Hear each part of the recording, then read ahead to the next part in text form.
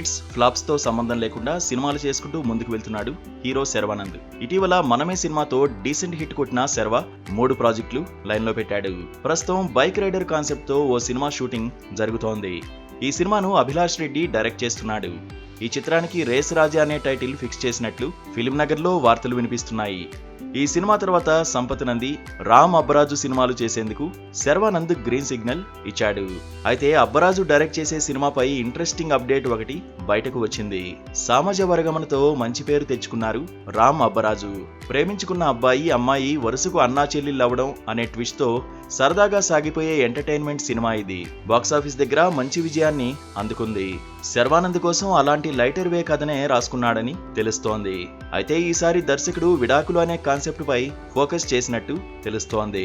విడాకులు, court room drama వీటి నేపథ్యంలో సినిమా నడుస్తుందని, ఫ్యామిలీ డ్రామా రక్తి కడుతుందన్న నమ్మకంతో మేకర్స్ ఈ సినిమా తీస్తున్నారు.